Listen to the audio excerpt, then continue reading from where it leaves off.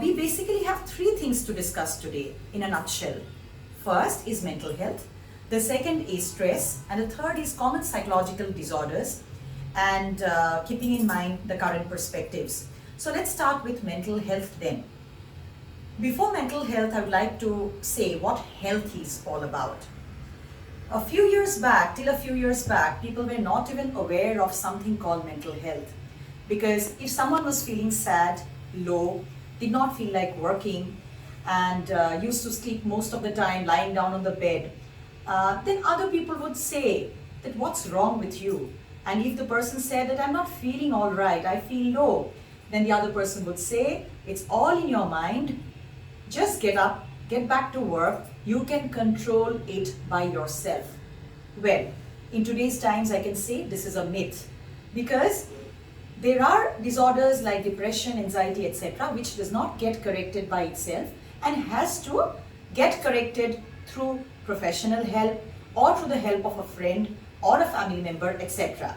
So today when we are talking about mental health, and when we first talk about health, let's first understand that the World Health Organization has actually defined health as a state of complete physical, mental, social and spiritual well-being, and not merely the absence of any disease or infirmity, which means that it has covered four areas of health. One is physical health, mental health, social health and spiritual health. If you are not suffering from a disease, it does not mean that you are healthy. Similarly, if you're not suffering from a mental illness, it does not mean that you're mentally healthy, because it is a state beyond diseases. Now let's go to mental health. It is a level of psychological well-being or with an absence of mental illness. Now we have already understood that for someone to actually feel mentally healthy or be mentally healthy, one has to have a satisfactory level of emotional and behavioral adjustment in his life. There has to be a sense of well-being. There has to be competence in his daily life. There has to be autonomy. The person should be functioning independently according to his age and developmental level in his life.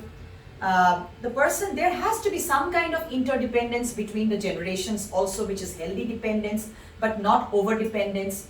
There has to be a desire for self-actualization when a person is mentally healthy. What do we mean by a desire for self-actualization? We mean to say that every human being mentally also wants to reach his or her highest potential.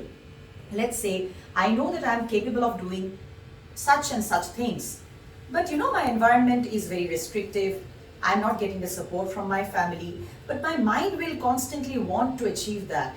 So this is the desire for self-actualization. Therefore, mentally healthy people have the ability to enjoy life and create a balance between the different roles that they play in their lives. Now, the different roles could be your role as a teacher, your role as a spouse, your role as a parent, and you can strike a fine balance between the different roles that you play. The role of a son, the role of a daughter also, is included. So then you can be called mentally healthy.